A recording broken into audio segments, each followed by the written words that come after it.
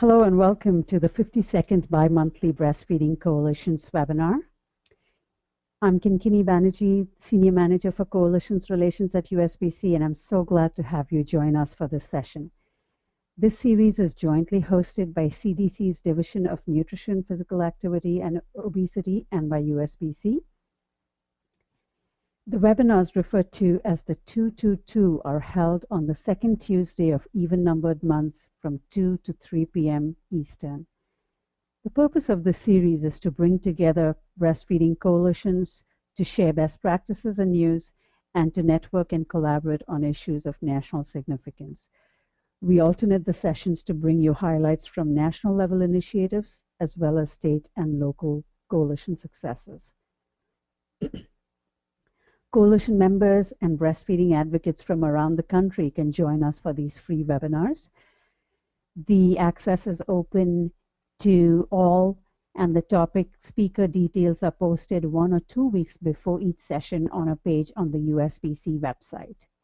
You can go to www.usbreastfeeding.org/coalitions-webinar to see our topics, and session details are also posted in the Coalition Learning Connection at www.usbreastfeeding.org/CLC.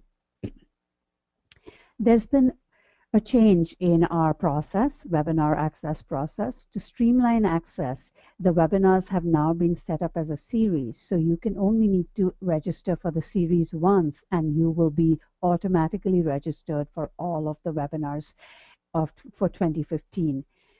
And you will then receive auto reminders of each session with the topic and speaker details. We realize that you may not be able to attend every session live, and so the series registration will still send you reminders so that you have easy access to the topics as well as links to the archives.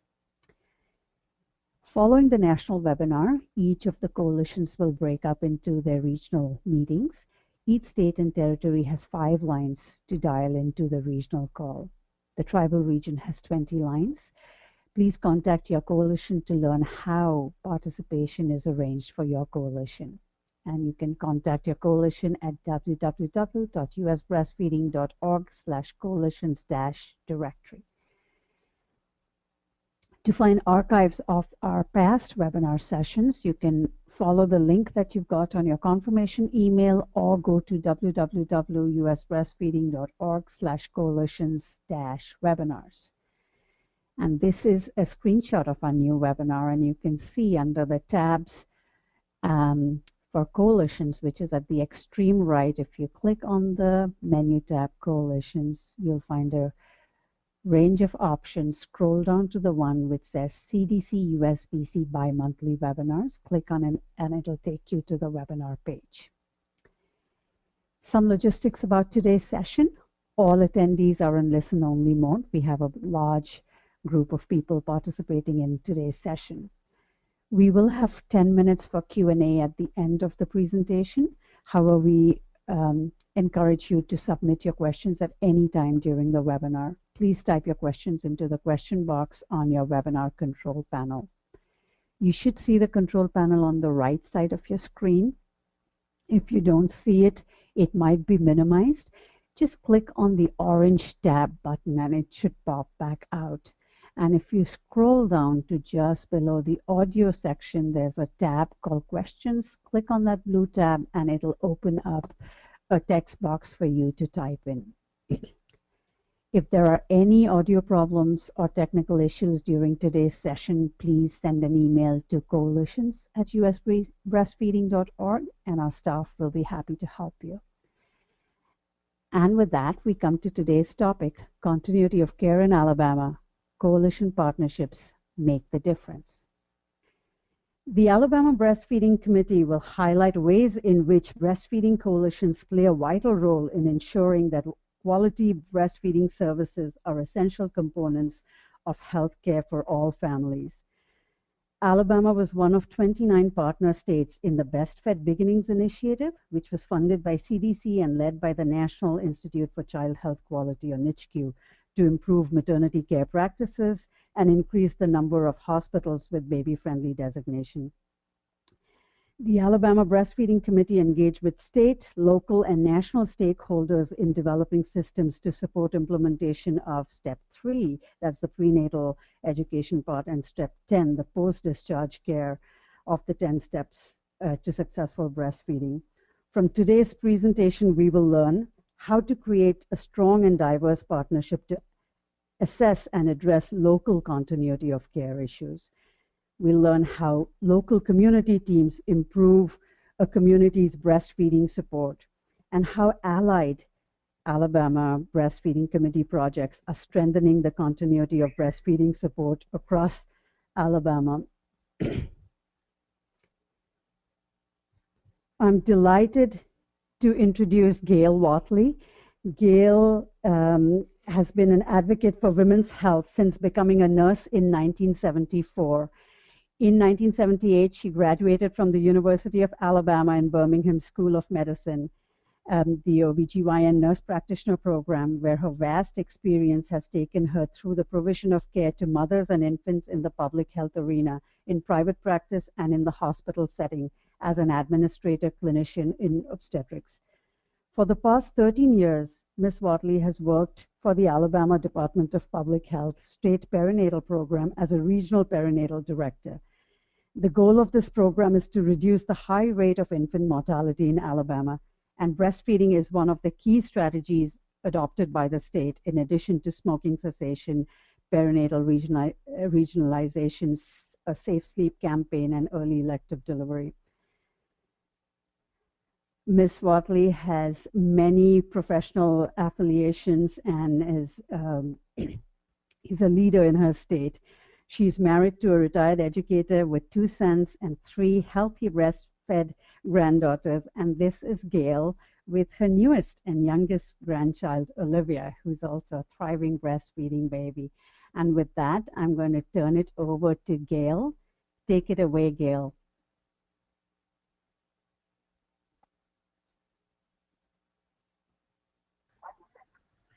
Thank you so much for the opportunity to be able to come to you today and talk with you about what we are doing in Alabama right now as related to breastfeeding.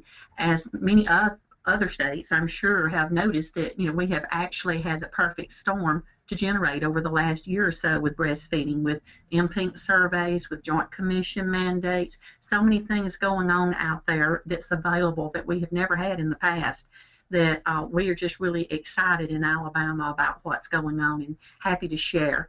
I wanted to share a little bit about how we actually got started in Alabama with the Breastfeeding Coalition, because it may be a little bit different than what you may see in other states and all, that we actually got started looking at different ways that we could reduce the infant mortality rate, which was very high in Alabama at the time and continues to lead the country, unfortunately. But we were able to, as the State Perinatal Committee, to look at all the different ways that we could address infant mortality. And in or about the 2003 period of time, we officially recognized, I guess you'd say, that breastfeeding is not just the warm and fuzzy thing that most people tried to say it was, but that it actually is, is evidence-based medicine with the potential to decrease our infant mortality rate. We were given facts and figures from national groups about the numbers of babies who died because they were not breastfed that were very impressive. And so we decided that that's something we needed to make one of our initiatives and try to go after what we could to do some work in this area in the state. We were able to identify at our high-risk center at University of Alabama in Birmingham, Dr. Whatley Carlo was the director of the UAB neonatology at the time. And we were thrilled in talking to him when we found out that he was totally on board with breastfeeding, and actually went to see all the mothers of his babies in the NICU and told them that they must pup and must breastfeed, that breast milk was just like medication for their babies. And so we were thrilled that we had our champion there and that we could maybe move on with someone the caliber of Dr. Carlo trying to help direct our cause. He always yearly did a neonatal conference that usually is a cutting-edge conference, continues to be so, where it's usually attended by neonatologists and neonatal nurses. And that year he decided that he wanted to make the entire conference devoted only to breastfeeding. And some of the people who helped work on that conference with him every year were very fearful because they thought no one would come. They said, well, you know, our group is used to all this cutting edge new things out here, and you know, this is not cutting edge, you know. But we fooled them. We put a great program together. We had huge attendance. The conference was a hit, and we were able to take proceeds from that conference that he generously donated to us to start to do some work in Alabama with what we could do to build a breastfeeding coalition, breastfeeding program within our state. In that group that attended this conference was a physician from one of our regional hospitals, and he happened to have the OB manager there along with 2 IBCLCs, and after they heard the topics, they became on fire for breastfeeding, and they went back to their hospital, put together a committee to start looking at what they could do to address breastfeeding issues, and everything that we have done in Alabama started from that point. In 2004, we used the money that Dr. Carlo had donated us to pull together a weekend breastfeeding summit at the beach. And being a program with Alabama Department of Public Health, our program is mandated by the state legislature to address infant mortality issues, but as so often occurs, the funding was not mandated. So we have spent our lives working with state perinatal program being collaborators. You know, we have to have the financial support from other groups to be able to help us do what we needed to do. So this worked to our advantage, that when we pulled this group together, we had all the big, you know, professional groups there represented from AAP, ACOG, AAFP, A1. We had the maternal fetal specialist and neonatology from both teaching hospitals in our state there. Marcia Dimes was at the table, Medela at the table, and MedImmune, along with the Department of Public Health and WIC to help pull this together. And we spent 2 days talking about breastfeeding and what we needed to do in Alabama to increase our breastfeeding rates in our state. And besides the fact that we were at the beach, this was the first time I think I've ever been to the beach that I did not go to the beach because we were working so hard. But I thought about the picture there at the bottom of the slide there with the horizon and the beach there. That when we went down there to meet together, we didn't know what to expect. We didn't know what was going to come from this. And as I was thinking about an analogy with this, it's kind of similar to the fact that beaches are relaxing places. I can get lost in this picture just staring out at the horizon and the beautiful water and the sands and all. And sometimes it becomes too comfortable. We become too complacent. And beaches can change. They can be relaxing, but they also can be ravaged by terrible storms. And to establish your place on the beach, you have to keep rebuilding, you have to keep rethinking, you need constant renewal, and eventually you'll be rewarded with long periods of calm and peace, and there you eventually realize that all the hard work was worth it all. And I kind of like to think that this is where we are now in Alabama, lo these many years later, that it has been a long struggle. We have gone through a lot of changes and turmoil, but we are at a good place that I think we need to be at this point. After all of our meetings were done, what came out of the meeting is that all the groups agreed to further their education, promotion, and support of breastfeeding in their individual areas, and they would continue to report back on successes, request assistance from any other groups as needed. But everybody there agreed that we should form some committee to carry out the desires of this group. And so that's when the Alabama Breastfeeding Committee was established. We set our mission, we set our vision that you see on the slides there, and we started out with our first committee there being born. I failed to mention, and I will go back, and all the people that we had at the summit that were presenting that were from our teaching facilities and our professional organizations, the one person who made the biggest impression over all the speakers that we had was that physician that attended that first conference of Dr. Carlos that caught on fire. He had everybody standing to their feet applauding because he spoke so from the heart about his feelings of what he wanted for mothers and babies. And so he was unanimously voted as our first chairperson for the Alabama Breastfeeding Committee, Dr. Lewis Doggett, and he still stands as one of our co-chairs. We put together several committees that we assigned all of our group to. They're listed there on the side of your slide with a professional education, our 10 steps, a daycare committee, business case for breastfeeding, data collection, because we realized that we really had no data about breastfeeding and that we could not share any successes unless we knew how to collect that data. We also had legislative, media, PR, insurance, Medicaid, website committees that were established, and we met usually on a quarterly basis to try to update what everybody was doing in these areas.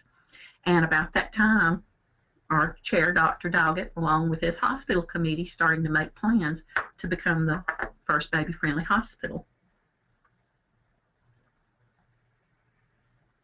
Okay, I've got a picture of our state perinatal regions map on there where you can see how our state is divided into the various regions throughout the state for perinatal care.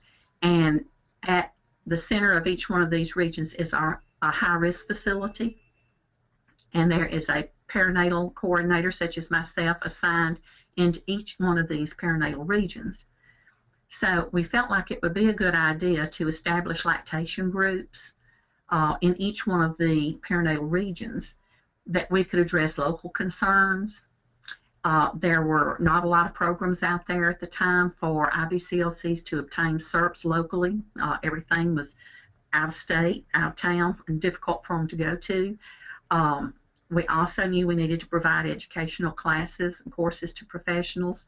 So we began to really do a little network of these regional groups that did a lot of education locally in each region, and kind of developed a name for themselves in each region to bring the breastfeeding education providers and the go-to people.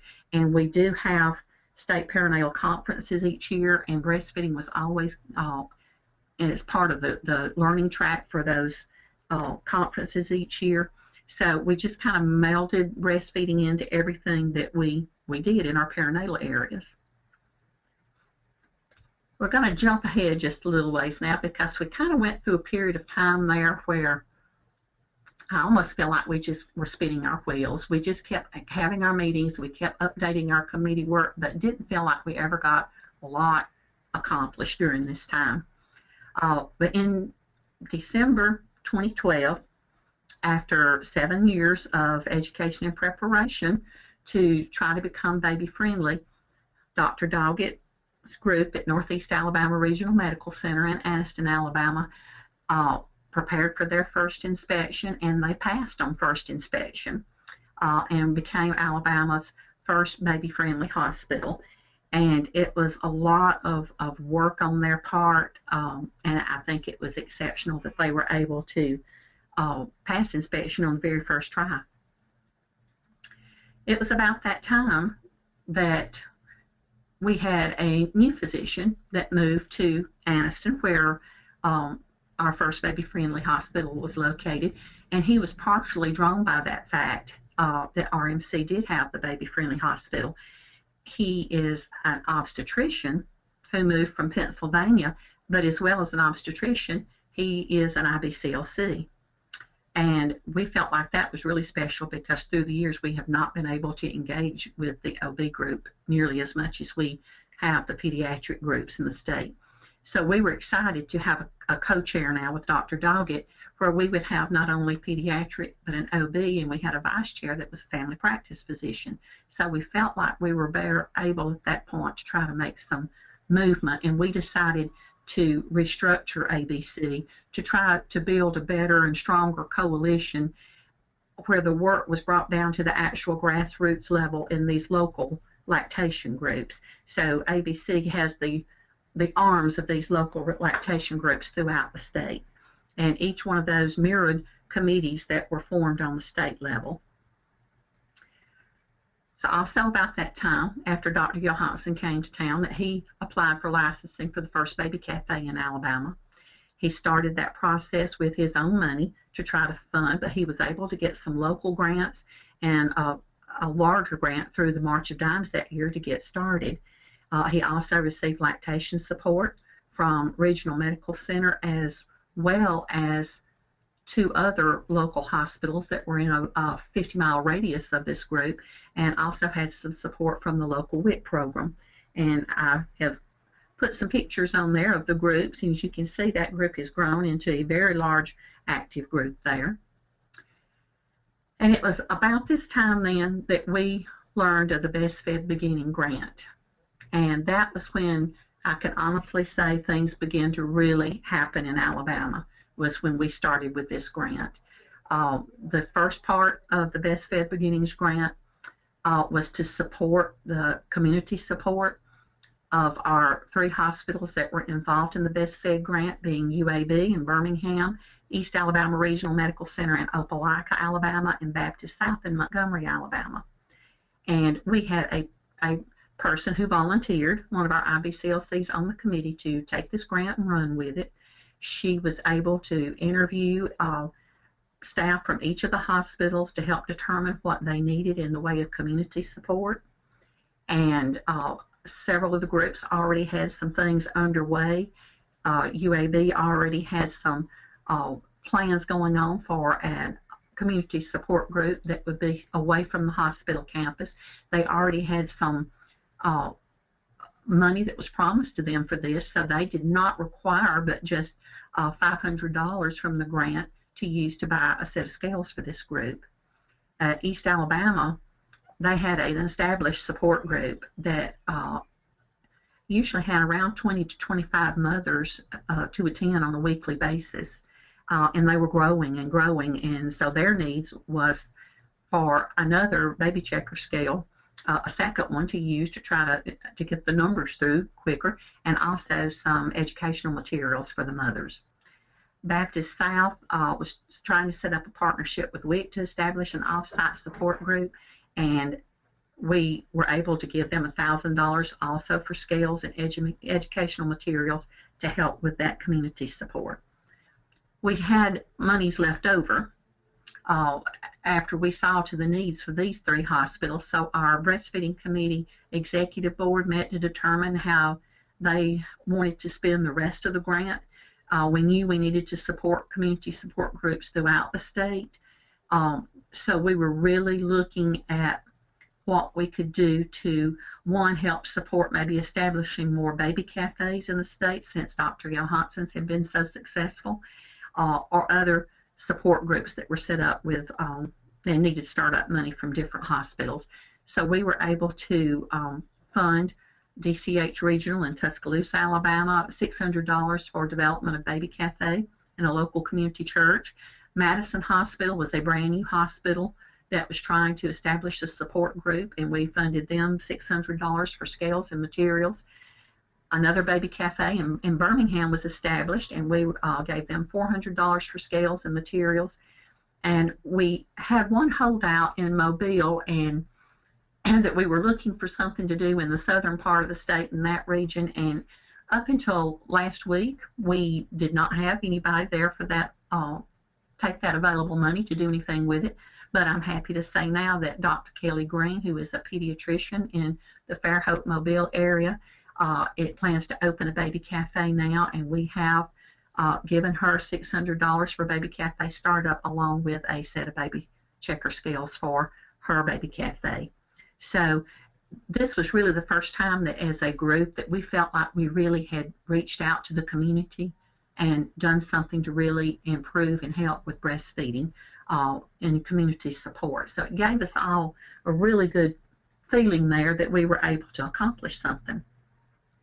Then along came part 2 of the Best Fed grant.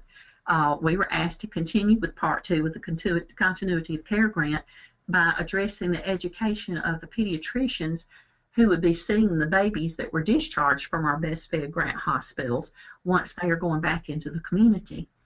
And we were looking at the problem that we had there in trying to address the pediatricians from who would be seeing the babies discharged from UAB, because UAB being our statewide high-risk facility, they discharge babies all over the state.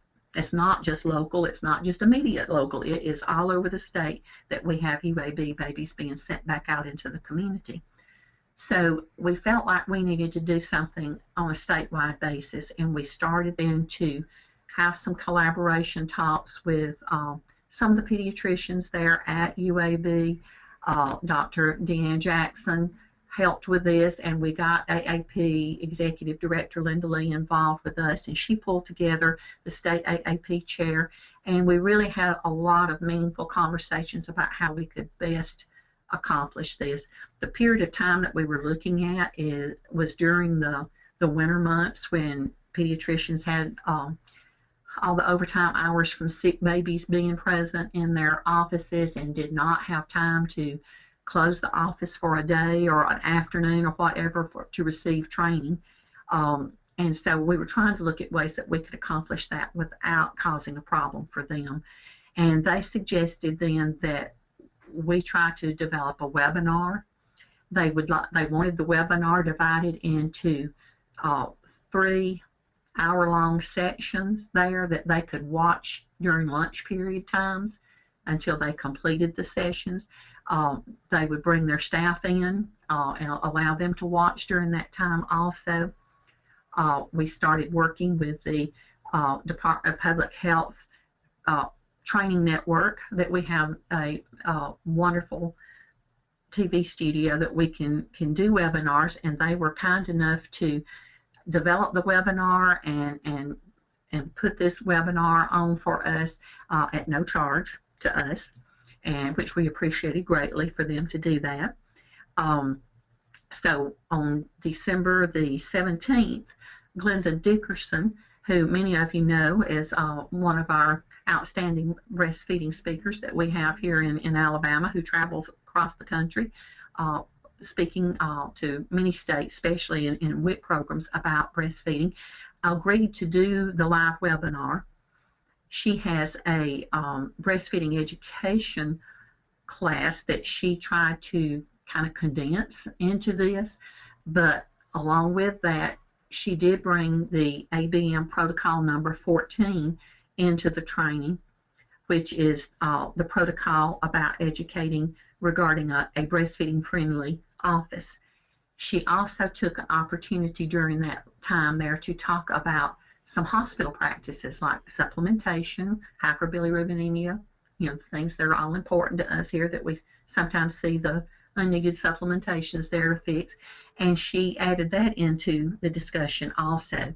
And it being a 3-hour webinar, it met the requirements for the amount of training required for physicians and nurses for Baby Friendly. We were able to get continuing ed for nurses, for social workers, for IBCLCs, for nutritionists.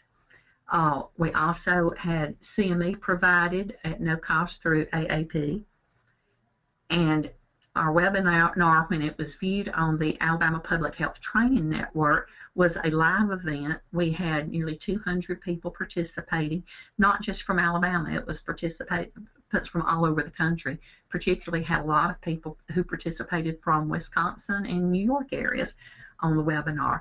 But that webinar is still archived on demand and will be available for up to a year, to the end of 2015, with CE and CERPs available there. The webinar was then taken to the AAP website, and it has been placed on that AAP website and will be on demand for 3 years.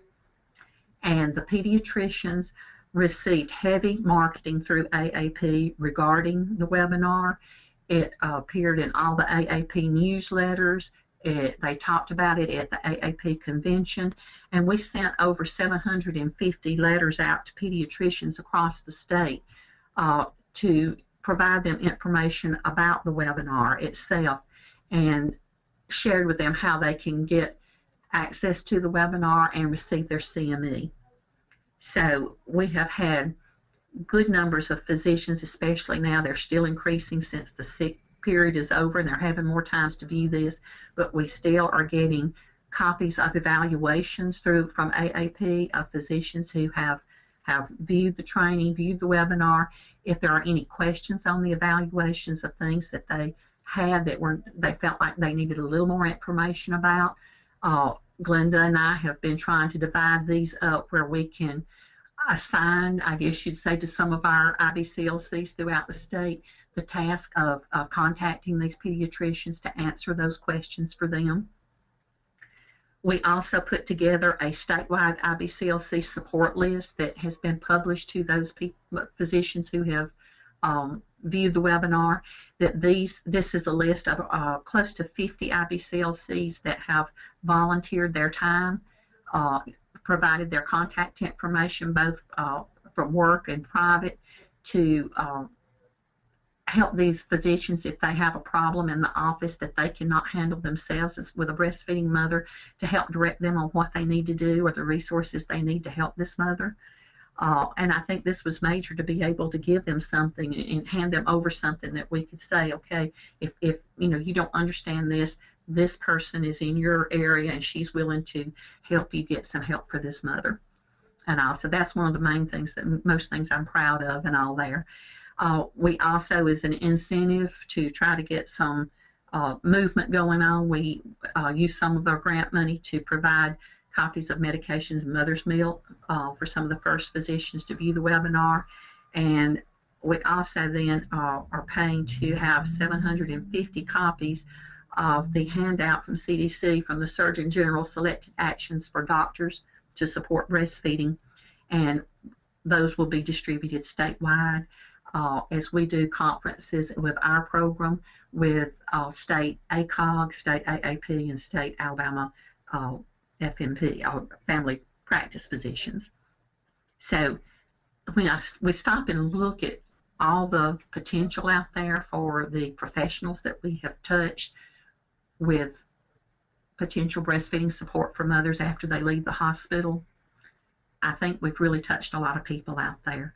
And the beauty of using this webinar also is that we can get as many copies of the webinar on DVD as we desire, and we've been giving these out to a lot of our delivering hospitals who are using the segment that I mentioned before about supplementation and hyperbilirubinemia and so forth, to use that hour training to train new nursery staff and NICU staff, and as far as how breastfeeding relates to those issues and all. So I think we've kind of really reached out to a lot of people out there through the second part of our Best Fed grant.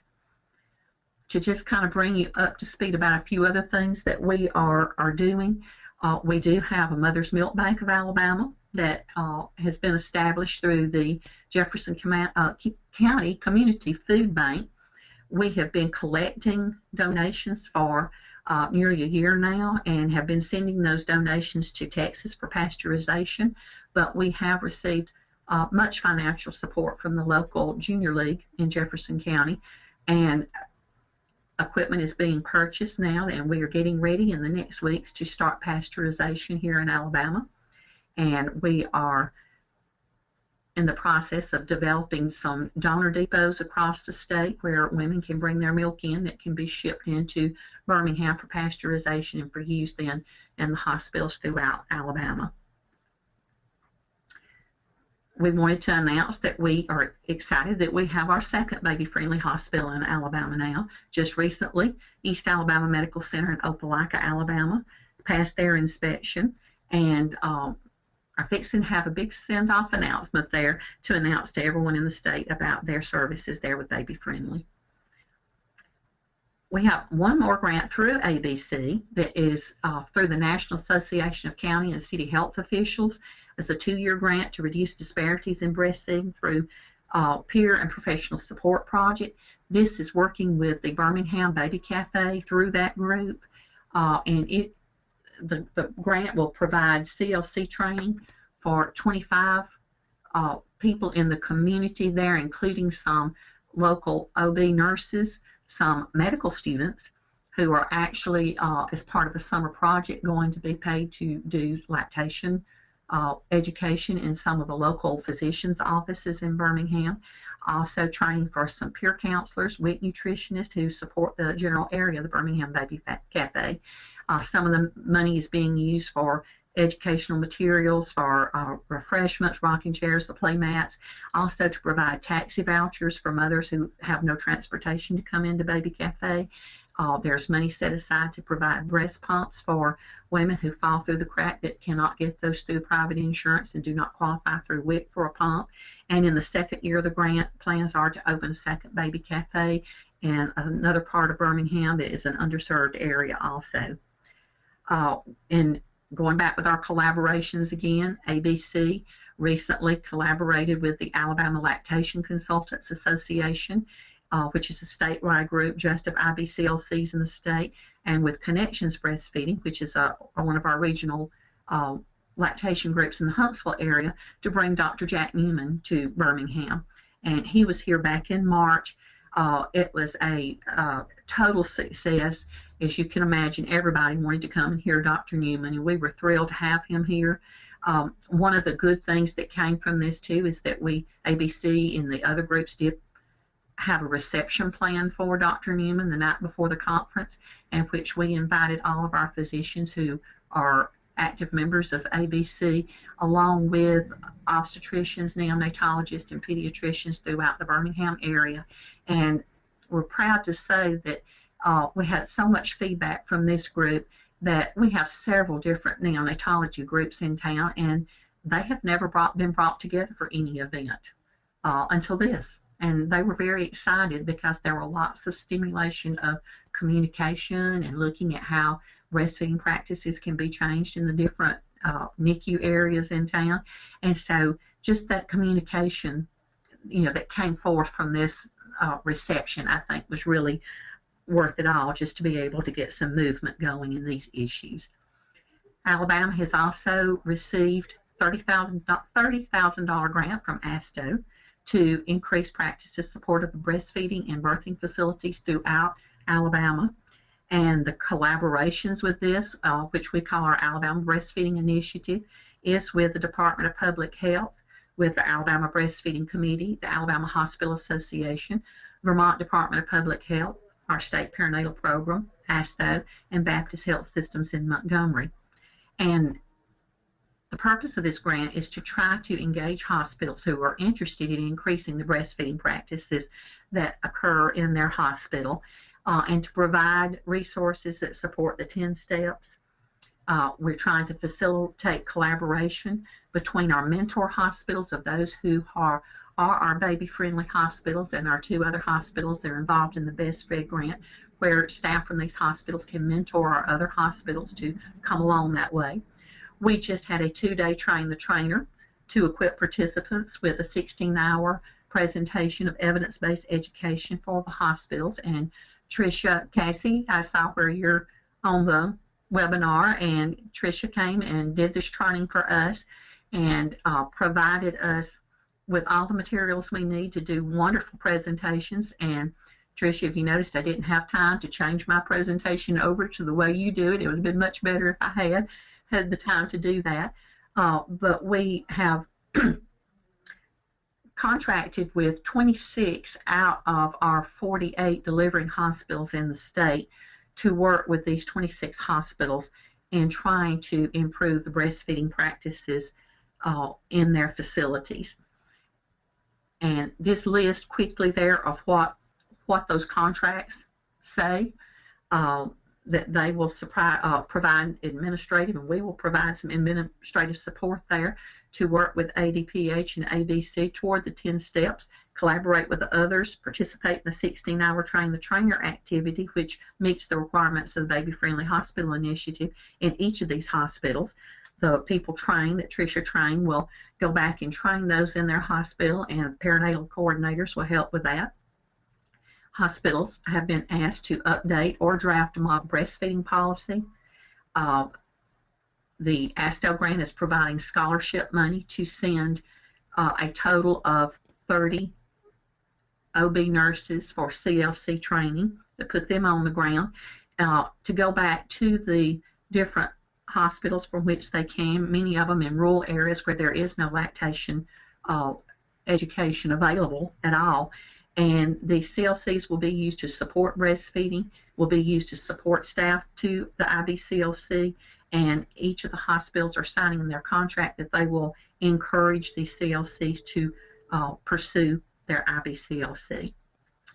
So go back now and look at how we've evolved. We could not have evolved without all the collaboration that we have had through all the various agencies in the state, the hospitals in the state. And management of ABC through all this period of time has strictly been volunteer assistance coming from our local lactation groups, the collaborative groups. Recently, our ABC Executive Board has been able to really make a lot of movement, and through ADPH and the State Perinatal Program.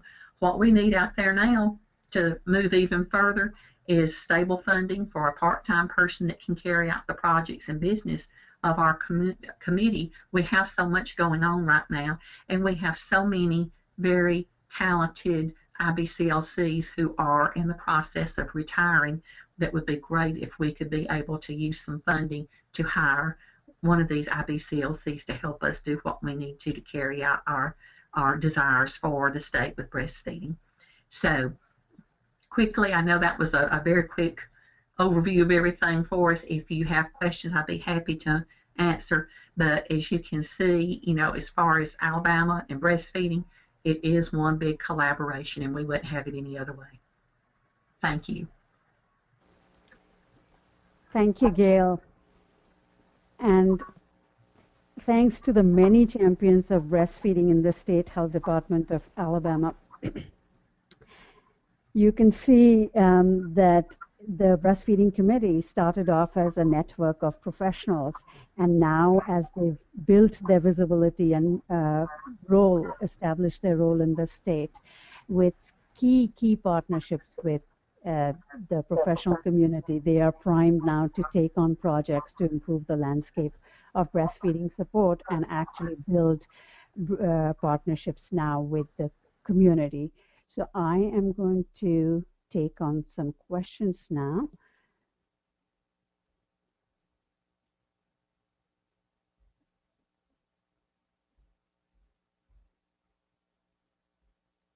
Gayle, there's a question about, you know, the story around the free formula when you first started in 2004 and before you, between that time, between 2004 and 12, when you got on the Best Fed Beginnings project. What were some of the formula issues that you faced at the hospital, and how did you manage to work with the hospital environment, from physicians to hospital administrators? That issue was taken on by that nurse manager there at that facility, and also Dr. Doggett, the pediatrician, and they made many presentations to the hospital board and the CEO, which kind of fell on deaf ears for a long time. And the CEO left to go to another facility. A new one came in that was a little more open to listening, and they went and did all their presentations again. And this CEO was able to see the benefits of being able to become a baby-friendly hospital, and if it meant the free formula going, then so be it. The nurse manager there, Shelley Birchfield, said that when she really got down to putting pen to paper to try to figure out the actual costs that were involved, it was much less than what anybody thought that it would be. It was a problem at first with them getting started with that, though, and you know, the drug reps got involved, and you know, they pretty much had to just ban any of the formula companies from coming to the OB unit at all, and it was just treated like a regular purchasing issue there and all. But it really just took the insight of the new CEO and the persistence, and I really feel like the success for their efforts for baby friendly came because of the strong influence of that OB nurse manager. You can have all the wonderful IBCLCs in the hospital in the world that know what they're doing and can help those mothers and do what they need to. But if you don't have a nurse administrator there that will take the issue on and go with it, you know, you're kind of dead in the water there. And they were lucky enough that she was there and caught on fire with the rest of the group. And she was able to just be very persistent and push her way through until they were able to accomplish what they set out to do after 7 long years. And they have done a beautiful job of doing it, and are frequent speakers throughout the state to various hospitals. They'll go anywhere, anytime to do presentations. The nurses, the IBCLCs, and even the pediatricians to other hospitals to do all they can to help other hospitals to start the process. They'll share anything they have, any forms, any booklets, any educational materials, what they have, you know, they will share with everybody. And they have been a great group to mentor, as I feel like all our second group at East Alabama will be, and our other 2 best fed hospitals that are involved will all be excellent mentors. Great. Thank you, Gayle. And we have only 10 minutes and we have some updates. So I'm going to go through 2 more questions very quickly. One is that a lot of questions about, you know, do you have a professional grant writer? How have you been getting these grants? And the second one is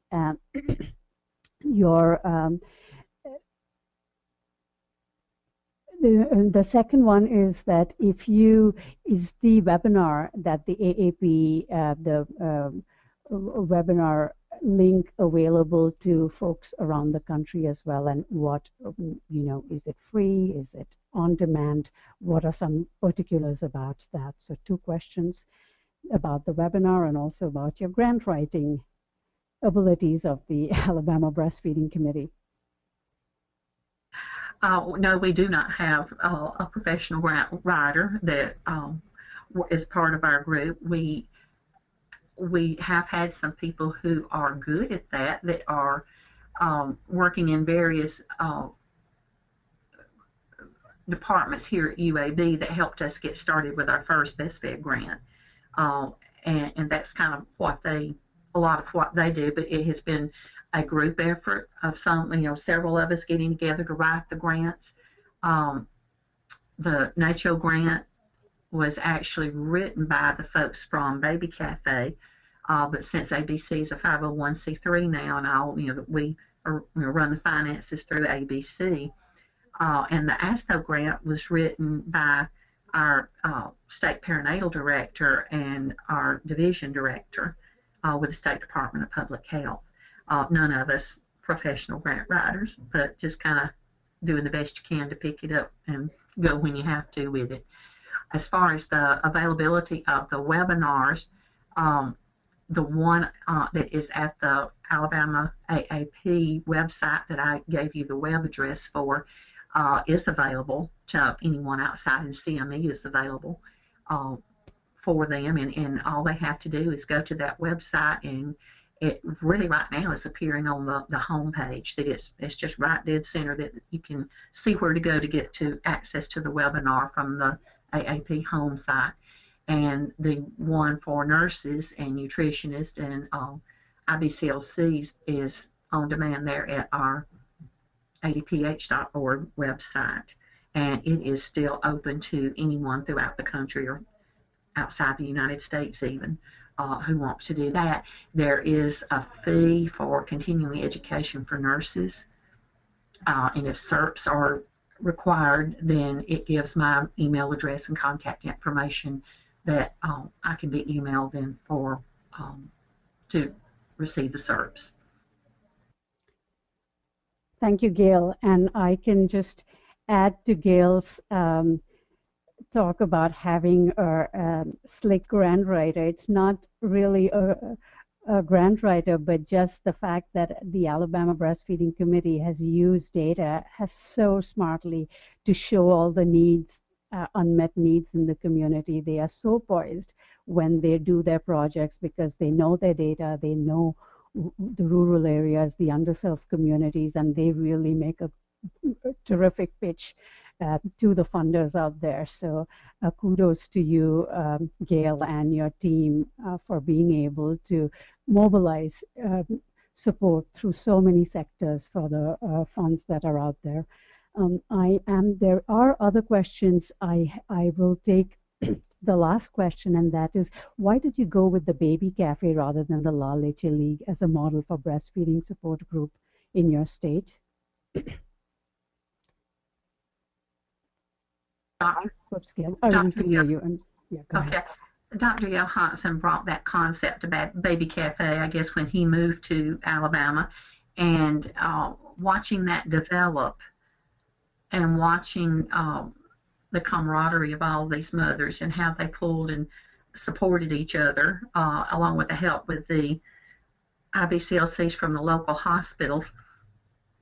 It was just really a good concept, I thought, and it was just very interesting how that group just gelled together and all. And there were so many people that were impressed with how that one started off and functioned, that's kind of, I guess, we just went from there, you know, because of the success that we had with the Baby Cafe in that and in the one in the Birmingham area that was started also. But now that concept was totally new to us before he came. So, you know, sometimes anything new and different, you know, is easy to get excited about. It's a great model. Yes, it has been. It's worked very well. Great. Thank you so much, Gayle, for that terrific presentation. And we will have the recording for you by tomorrow, so you can access the recording as well. And now it's time for updates from CDC, and I'm going to turn it over to Kelly Scanlon from CDC. You're on, Kelly. Hi, this is Kelly. First, we just want to congratulate Gayle on a great presentation. We are all in awe of all you have done in Alabama, and just great examples of how you've used the resources for a great breastfeeding support in the state. We have 3 short updates from CDC. One in terms of Best Fed Beginnings, which was our cooperative agreement with the National Institute of Children's Health Quality. The Best Fed Beginnings program ended on March 31st, and at that point, or right now, we have, this was, as you will recall, to assist 89 hospitals to move towards baby-friendly designation. As of now, 32 of those hospitals have been designated as baby-friendly. 17 have already been assessed or just waiting for the results, and another 15 are scheduled. That's 74 or 83% of the 89 hospitals that initiated the program. Very excited about that. This initiative has contributed to an acceleration of progress in improving maternity care practice across the United States, and also to the acceleration of the percent of babies born at baby-friendly hospitals.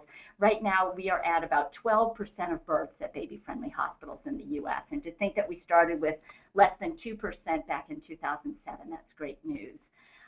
We are now at the beginning of a new contract, which is with Apt Associates, and that is to provide technical assistance to 100 hospitals to improve maternity care practice and move towards baby-friendly designation.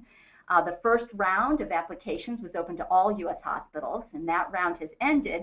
However, to achieve the largest public health impact, the Empower team, and that is the name of this initiative, Empower, is seeking additional applications from hospitals in areas with greatest need. And so hospitals can contact Empower for more information on this second targeted recruitment. And there'll be other notices coming out. The third update is that CDC has finally been able to release a new interactive web database on our main CDC page that is titled Data, Maps, and Trends. And within this, you will see the breastfeeding data. So the web page is www.cdc.gov, and then /nutrition/professionals/data. Breastfeeding is one of the indicators in here, and what's new for the first time is, in addition to releasing information nationally and by state on breastfeeding rates, we're able to release breastfeeding rates by sociodemographic categories within states. We have to combine 3 birth years to do that, but you could now go into an individual state and look at the rates of breastfeeding by income group, racial ethnic group, WIC, non-WIC, and other indicators. We're thinking on the next USBC call, we might do a walkthrough of some of the data available on that. But please contact us if you have any questions on finding information. And those are our 3 updates. Thanks. Thank you, Kelly. That's very exciting, and we look forward to hearing more about that. And I am going to turn it over to our Executive Director, Megan Renner. We had planned for a slightly longer USBC update, but we will be video recording it, and it's over to you, Megan, to give us the short update. Great. Thank you, Kinkini. So hi everyone, and again, kudos to Gayle and to Alabama for a great presentation today. I'm just going to say a quick, 30 seconds here about three quick topics.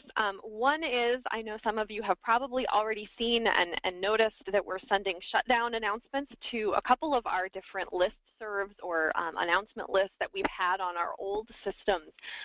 With the brand new website, it is also not just the launch of a website facing the world, but it's also the integration of several different systems of databases and communication lists that used to be completely disparate and separate and are now all coming into one. So as you're going through that transition with us, you will see those shutdown announcements. We're trying to make them red and bold and noticeable, so please do take notice of those when they're coming into your inbox. We are shutting down a couple of different lists just this week. So we want to make sure that you're getting the information and seeing that about what to do to make sure that you connect into the new system, which essentially revolves around joining the Coalition's Learning Connection especially. So that's the number one thing. Just please watch for those shutdown announcements in your inboxes. Secondly, as Kinkini said, we do have a few more updates, things particularly what the coalitions need to know at this point during phase 2 of the website launch. So we will record just a very brief 10-minute blurb about that and post it as a video, send out the link to you all with just a couple of new highlights from this new phase that we're in. And then lastly, just a reminder, I believe we're now up over 80% of precincts responding, or 80% of state coalitions responding to the survey about your coalition communities and assigning your primary contacts and your group admins and your community admins. If you are one of those remaining 10 or so straggling states, you will be hearing from Danae very soon. If I'm sure you probably already have, but please do fill that out. Even if we do update it later, we add more people later, that's another key to making sure that we maintain communication with you about all of the right things to the right places. So again, number one, watch for shutdown announcements on email. Number two, we'll send out a link to a quick what you need to know right now video. And then number three, if you haven't completed that survey for your state, those last few states, please do, and we will connect with you on the other side of that survey about all the opportunities that it leads into. So thanks so much, everyone, and I think that's it for me, Kinkini. Thank you, Megan, and thank you, Gayle. Thank you, our CDC hosts, and thank you to you, our participants, for tuning in today. Thanks for all you do to improve the lives of women, children, and families. The recording of this session will be available on our website tomorrow, and we hope very much that the 222 webinars bring you ideas for partnerships. The regional meetings, except for the West region, will be starting right now, so you will need to hang up from here and get on the phone to access your regional meetings. Goodbye for now, and I look forward to having you all for our next session. Thank you.